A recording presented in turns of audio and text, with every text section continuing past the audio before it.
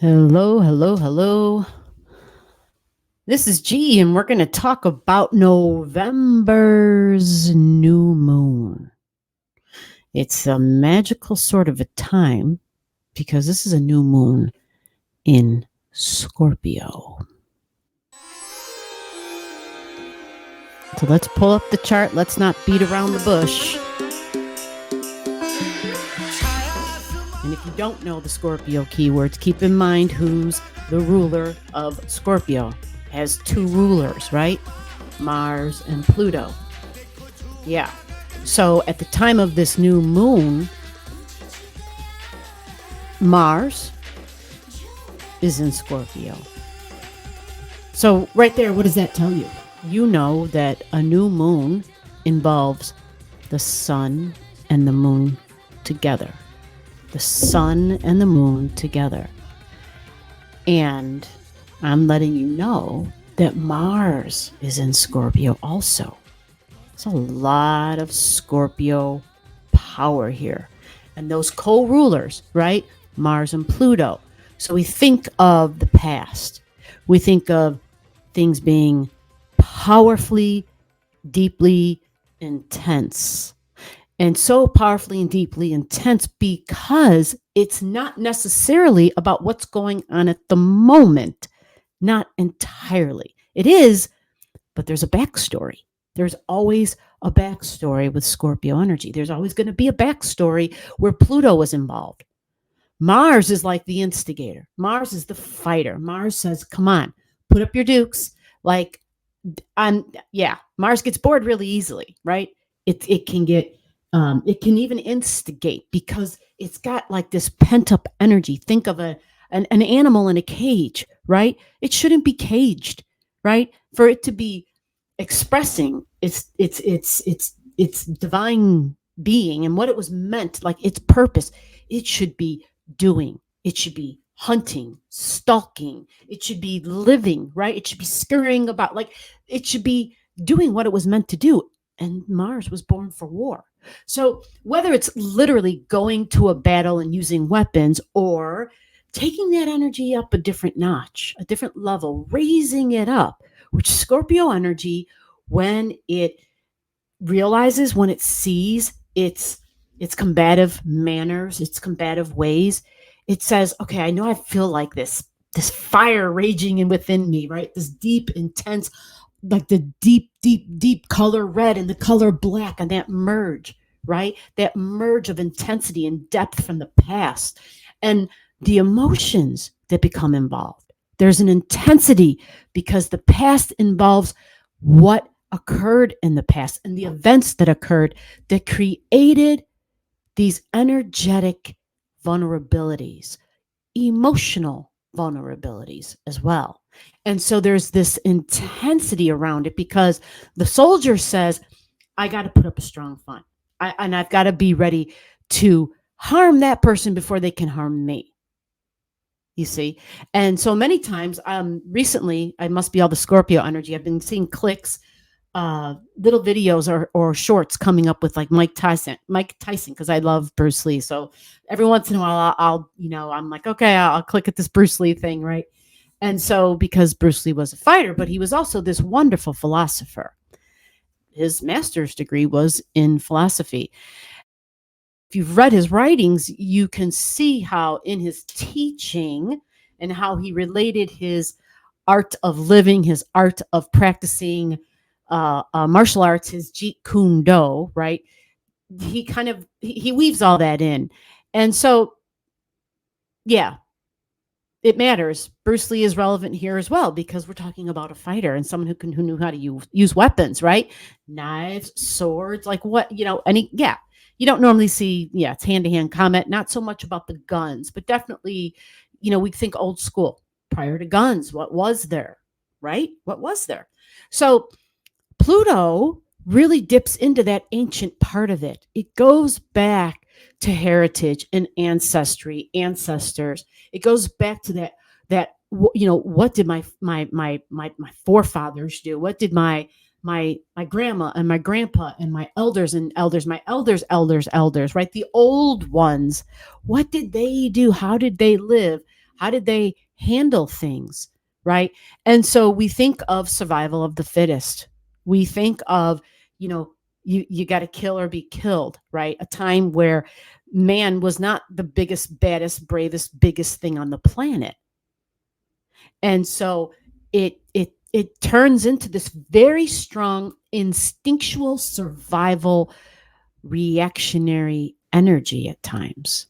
Okay? So it can be that, but it can be so much more when we recognize that sort of energy in our own life and how we're letting it come out of us, because we can choose how we allow to let it express and radiate out from us. So what this tells us then is it's taking Scorpio energy and saying, what am I going to do with this energy? I'm antsy, like you ever met somebody, or you ever heard about somebody talking about their partner and they're just like, oh my God, it's that time again, where every little thing I do or say, it's almost like they're picking a fight, right? Scorpio energy needs a physical outlet, a scheduled physical outlet. So whether it's working out, running, jogging, usually something that is truly physically challenging. Okay. So some may get in the ring, some may literally do kickboxing or whatever, right? Whatever on your level you would find to be physically challenging. Okay. So, right, martial arts always comes into mind because it has the ability to raise it up a level and to take on a more spiritual tone where it's understanding the oneness and the unity and the flow of life, you see? And so we think about Mars and Pluto and the ancient ones, the old ones, and our ancestors. And how and what did they do not only to survive, but the wounds that were left behind, like the things that they went through, and how over time there becomes almost this ancestral mentality where we repeat the actions and the choices and the decisions of our grandparents and our parents, right? And then we see our children doing some of the things where we were like, oh, I'm never going to do that, right? And then we see our kids do it and we're like, oh shit. So there's like this alarm goes off of, I've got to stop this cycle. And this is where the Scorpio energy turns into that transformational energy. Some say, look at the snake. Use the snake as an example, which is a great example. You often will hear me say, oh, it's the phoenix rising, or even a butterfly. A butterfly doesn't really, it's the metamorphosis process, right? It's a caterpillar, goes into this mysterious cocoon, and somehow the thing comes out and it's all of a sudden, it's got wings and it can ascend and fly and go and explore to places it's never been or never would have been had it been still on its belly slithering around. Snake, right? But even a snake sheds its old skins, you see? So we have that kind of rise in energy, okay? And so there's different ways to use it, different ways it can express, but this is a powerfully intense time. It is a new moon in Scorpio. So the sun and the moon are together and Mars is close by. It will be conjunct this new moon. But that's not all. There's going to be a couple of other planets involved here in fixed energy, which will increase the stress and the tension and, of course, the intensity, because we all know how fixed signs are. Nobody wants to budge. November 13th, 2023. Remember, the new moons are times where we are understanding that the power of the mother and the father, the moon, the mother, the sun, the father, coming together is a point of conception. It is a point where the energy, that combination, that coming together point says something new is truly beginning. So look for the degrees of this new moon in your chart. It's in Scorpio energy. So that's step number one. Go find Scorpio in your chart. And then you look to see what house it's in, right? That's the trick. The time matters, 3:26 a.m. And this is in the time zone that I am in. So this will be, this is Central Time Zone, 3:26 a.m. The normal rule, the typical rule for a new moon and the hours of power are the 8 hours prior to that intention time. prior to, because that is when the moon was in the building phase. You follow? And so we want to do it the 8 hours prior. So set your prayers down, pray, meditate, however you do it, whatever is good for you, go walk. I mean, whatever literally is good for you. Some people find that when they draw, some people find when they do dishes, some people find chanting, some people, whatever that is for you. That's not for me to tell you. That is for you to experiment and figure that out, what works best for you. Okay. And there it is. Bam. It's powerful. It's Scorpio. So you see the arrows pointing out here for you. You've got the sun at 2043 and the moon right next to it at 2043. We got them together. And then you see Mars at 22 degrees. Mars is at 22. The moon's a very fast mover, which means the moon just got here, right? The moon's a quick mover. The sun moves faster than Mars. The sun moves faster than Mars. It moves 1 degree a day. So what this tells me is Mars has been hovering, because it's not a quick mover, right? It takes about 4 to 5 degrees within a 7-day period to move. And that would be Mars. It takes about 4 to 5 degrees to move within a 7-day time period. So I'll say it in a different way. Within 7 days' time, Mars moves about 4 to 4.5 degrees. That tells us that Mars, right, 7 days prior to this, Mars was sitting around 18, 19, 20, 21, 22 degrees. It got to 22, right? So we see it's conjunct because it's within a 2-degree orb. Mars at 22, the sun and the moon literally are at 21. You see that? Why am I saying 21? Because they're at 2043. That's how you read that. 20 degrees, 43 minutes. You see that? And if it's over 20 degrees and 30 minutes, which it is, it's at 2043, then we round it up to the next degree. It would be technically then 21 degrees, you see? So that is the new moon. Now, where's the fixed signs that I talked about? Before I get there, I want you to pay attention to Mercury. You see Mercury in purple here? That's little Mercury sitting there, and I'm going to change that to purple. Mercury is here in Sagittarius at 4 degrees and 41 minutes. Okay, so it's the news and information, communication. Mercury is learning and teaching, short travels like in the car, in the neighborhood. It's sales and merchants. It's business. It's keeping track of the numbers and statistics in the books. It's the letter carrier. It's your coworker, right? It's the social media. It's really busy energy. It likes to keep busy. It likes to talk. It likes to consume information and share information. So it wants to hear what siblings have to say. It wants to hear what the neighbors have to say. It wants to hear what's going on in the neighborhood. It wants to hear about the coworkers. So it's it can be gossipy if it doesn't check itself. It can be gossipy because it's so scattered normally. The beautiful thing is Mercury. I said beautiful because Mercury is, it's at home in Gemini, right? Right. It's at home in Gemini energy. And Gemini is all about the details, right? And Mercury is about the details.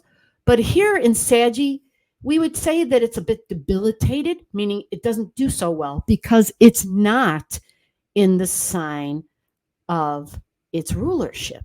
Remember, Mercury rules Gemini. It's in the opposite sign of its rulership, which means it's in its detriment. That's how you know when a sign is in a detriment, because you know what ruler it's in. Once you know the rule, what sign it rules, what sign that planet rules, then you know automatically where its detriment is. Because all you have to know is what's the opposite of Gemini? Saggy. You see? And Mercury is the details, but Saggy is not. Saggy, think Jupiter. It's expansive. It's vast. It wants the big picture. It's looking at the forest and not the trees that are in the forest. It just says, oh, there's a shitload of greenery over there. Look at all them trees. It can't tell you what kind of trees there are. It can't even identify the different trees. That would be Mercury's job when it's in Gemini, or maybe in an earth sign, right? Mercury pays attention to the details. Now, when it goes into Saggy, by now, all the details should have been gathered. because here we are taking it to the next level. We're going to court possibly in the justice and the judicial system. So there's conversations about freedoms, conversations possibly about foreigners, foreign lands, foreign countries, foreign languages, people who look different than us, whoever the hell us is, wherever you live, right? By the way, put in the comments below. Let me know where you're watching from. I love to hear from you, and I would love to say hello, and I would love to meet you. Mercury, communication. I want to talk, right? I value learning, but remember, sales. So what happens here is this is somebody talking on a large scale. This can be judges, the judicial system. This could be lots of courtroom action even, right? But something bigger and higher up possibly happening, or at least news about those things. Sagittarius is also the airlines and traveling long distances. Sagittarius is traveling long distances. Mercury is short distances, right? So I could be in my car or even walking, or even a helicopter, short distance travel, not real far. Saggy is I can get on the airplane and go over the ocean, right? Now, we see that we have Ceres at 2456, and this is your food. Okay, so just keep that in mind because Mars is next to it, and Mars will get even closer. Ceres is technically at 25. So me showing that to you is just to point out how much fixed Scorpio energy there is, and there's a lot. You see that? There's lots of other things. There's Haumea, Hawaiian goddess of restoring the natural abundance and beauty, restoring the vitality and the health. It's in Scorpio, shared values. Remember, Scorpio is bonded energy. People were bonded to by soul energy or our history together. For some folks, this can be inheritances even, right? Your blood bonds. We also have Chariklo there at 6 degrees. Chariklo, the one who is literally Pluto's wife.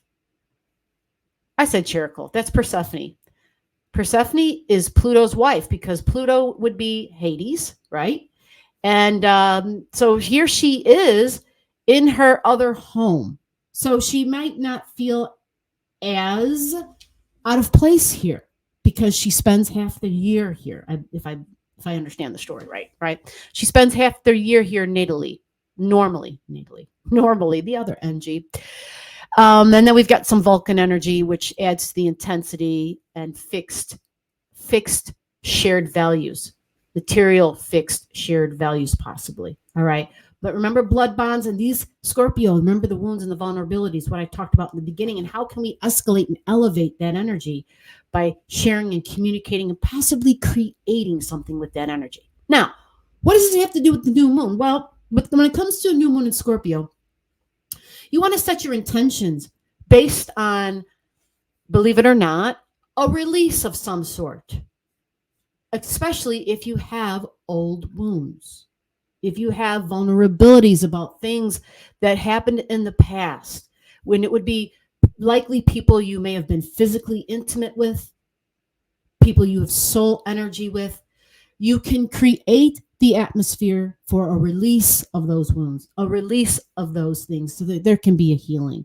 And it helps to transcend that energy. It helps to elevate it. It helps to change it and transform it and to do something beautiful with it, right? Like, I got this wound. Oh my God, it was horrible. I couldn't talk about it. Now I'm able to talk about it. And guess what? Me talking about it or writing about it or creating, like it being the inspiration of something I maybe painted or physically created. Hold on, here's Taffy.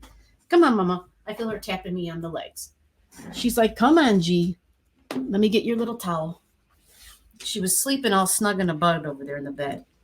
And now she's like, but I'm up. I know you're up. Your belly's always up. Your belly is always up. All right. So we want to create something here, even though we're releasing, because Scorpio says release, but the new moon is a new beginning, right? So this can create a new bond for people as well, because that's Scorpio. I'm bonding with somebody, right? It's an energetic bond. It could literally be that physical bond. You have to, with Scorpio, it's not phony. You can't just be like, oh, I'm going to meet somebody and guess what? We're just going to. No, this has got nothing to do with personality. This goes much deeper than your personality. This is soulful energy here. It seeks reality. It seeks truth. It's like raw energy. It's Scorpio. It doesn't want anything phony, made up, false. It's repulsed by that. It almost sees that as a weakness, dare I say, almost sees it as a weakness, because it's like, if you're not coming through in an authentic way, you're wasting my time, damn it. You know, it's intense. It's like, I want to talk about shit that matters. That's Scorpio. So when we set that intention, the main thing, understanding the energy, but also find out where is this 21 degrees in your chart. Where does that line up? Do you see on this chart, folks? It's tricky, right? Because if I show you the fifth house, the seventh house cusp line, it begins at 25. So by me knowing that my house cusp line for the seventh house begins at 25, and I see this is at 20 and 20, 22, 20, 20, that tells me if this is 25, everything less than 25 is in my sixth house. That's what that means, which means it puts Sirius and Mars together. Sirius and Mars and the sun and the moon and everything else, right, would be placed into this sixth house. So depending upon your chart at home, you have to see where your next house cusp line begins, because I did say everything else, but let's be clear, the sixth house is between 15 and 25 of Scorpio. This particular house, the way it's drawn up that I'm showing in this example chart, is only 10 degrees of Scorpio. You see, 15 to 25 is 10 degrees. You see that? So you do have to have some very, very, very, very basic mathematics understood in your brain to understand this. You follow? And if you don't, stop the video, rewind it, right? 15 to 25. Now, that would then say that this other Scorpio energy over here, when we take a look at, remember I pointed out earlier, we had some Scorpio energy at the lower degrees. Like, remember Persephone? She's at 6. I've got another object here. I can't even see it right now, but it's at 4. And I got Haumea here at 1. Since those are less than 15, because we know that this house cusp line of the 6th house begins at 15, this means that these objects are in the 5th house. You got to remember that the reason it's confusing is because there is only so much space on an astrology chart. There's only so much space. And on these charts that I have drawn up, I have a lot of glyphs, a lot of symbols, right? So they have to get crammed in there. And so they kind of bleed over into the other house numbers. You see? So you have to always, if you're using tropical Placidus, this is why the degrees matter. For those of you who do a whole house system, yeah, for you, it's easy peasy. It doesn't matter. But I have found that paying attention to the degrees and knowing what house it happens in helps. That's just what I've noticed for myself. Some of you may not care for that. Now, let's go look at some of the other fixed signs. I promised that we were going to look at some fixed signs that are matching the degree of the new moon. And what do we got? We got Uranus at 21 degrees in Taurus. You see that? 21 degrees. 2104, that's in an exact opposition to the new moon. Uranus is surprises, shocks and surprises. Uranus can be somebody in charge of the money. I think of the Fed for the United States, right? We have to remember that this can also be like digital, right? The digital dollars and cryptocurrencies, because that's, well, it's just part of our life, whether we like it or not. But it's new, it's disruptive.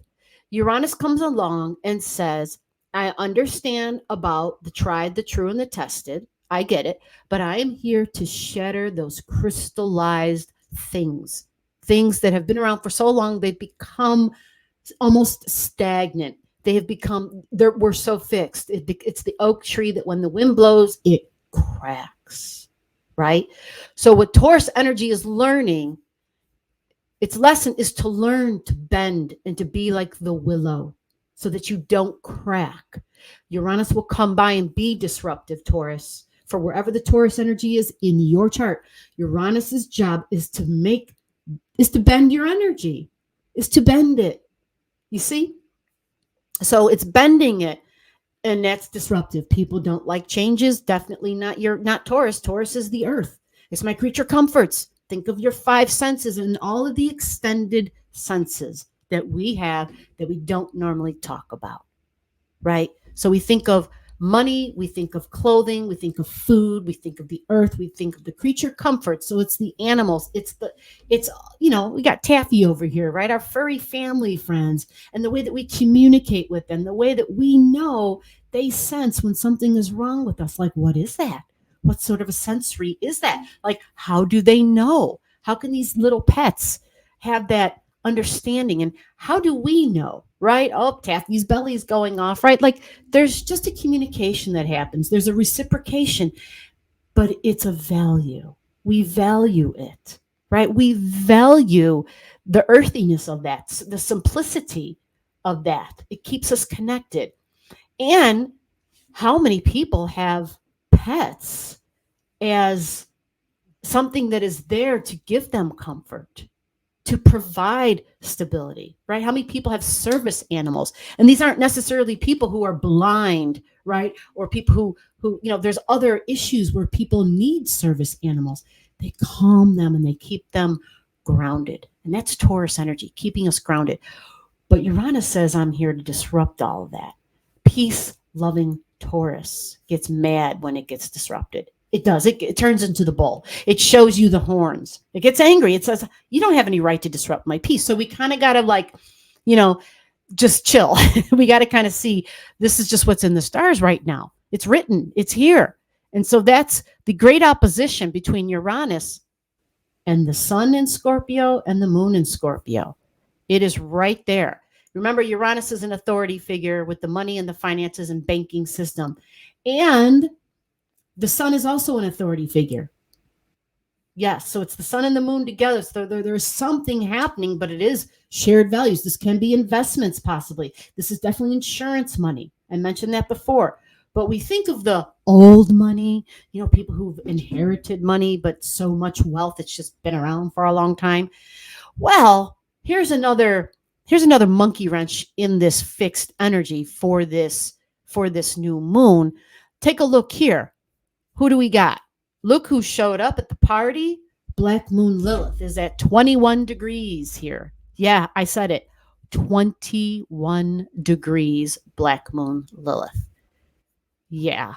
Now we know how Black Moon Lilith is. She can be rough, right? Because she's our shadow side. When I say Black Moon Lilith, don't point a finger at somebody else. Ask yourself, how does Black Moon Lilith show up in your personality, in your life? And I have to ask myself that very same question. I have to say, okay, this is like something about my shadow side. I don't want it to show, or I don't want it to show because I'm ashamed to say I said that, or I did that, or I thought that, right? So Black Moon Lilith definitely is a snarkiness in Leo, right? Leo can be, I don't want to say necessarily bossy, but it's very, very strong and courageous in the way that it expresses itself. It will stand out proudly, but it does like to play. It likes to laugh, but play is a big thing here. So even though this 21 degrees, let's be clear. Let me show you the chart. This 21 degrees, you see that? That's a T-square. That creates a big T-square because it's 21 this way and that 21 this way. Just wanted you to see the letter T.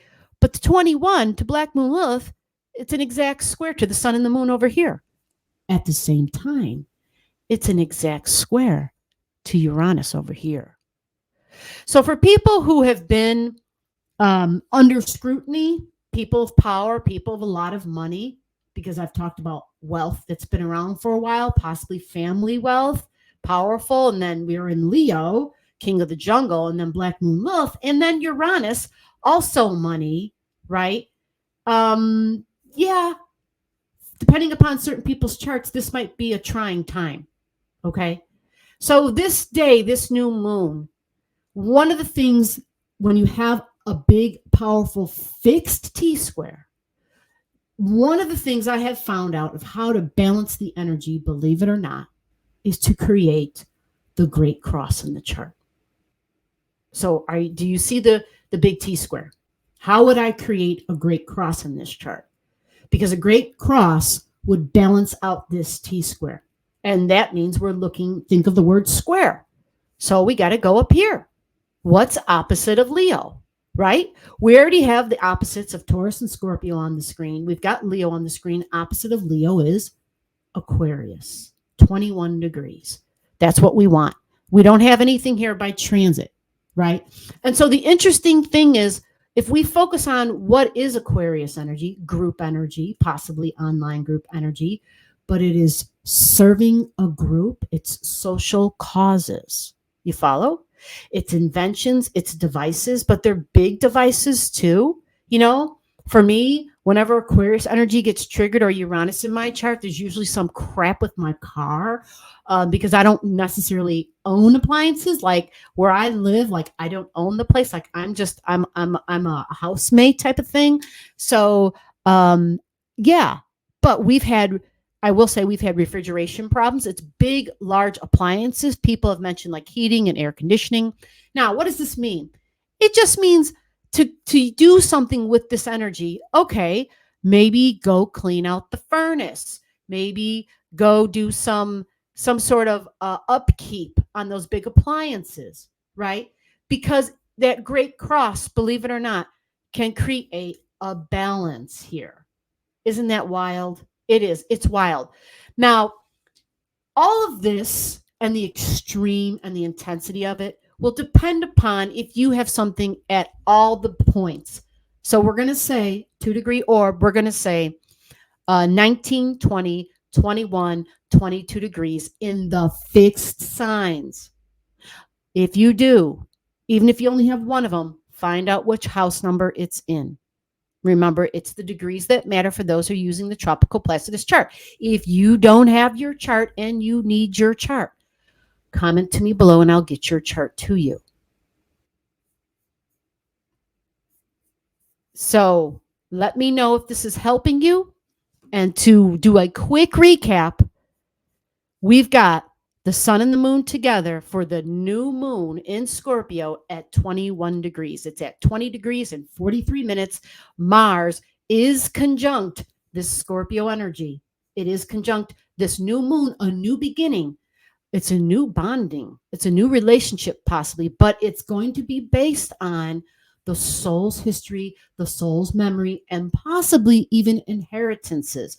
Meaning you may not energetically or personality-wise be very close with these people, but there can be blood bonds involved, you see? So for some folks, this new beginning can bring about CHA-CHING. That's a possibility because Uranus is across from it. So it could be a surprise. Like, oh my God, I had no idea. I had a long lost uncle, blah, blah, blah, blah, blah, or something like that. That to some would be optimal, right? Someone who'd passed and you didn't even have a relationship and, oh my God, sorry to see that you went, but so glad and happy to be able to receive the gift that you've left behind, right? To receive this, whatever this thing is, or maybe it is cash, literally. But it's a new beginning of some sort with that energy and possibly your old wounds. The question is, what are you going to do with it? How are you going to use the Scorpio new moon so that you can be the master of your life? Learning how to use the energy and the timing and the cycles. That's all astrology is. And this is energy handed down and the knowledge, the divine science handed down by your creator. So I hope you enjoyed. I'll see you in the next video. Bye-bye.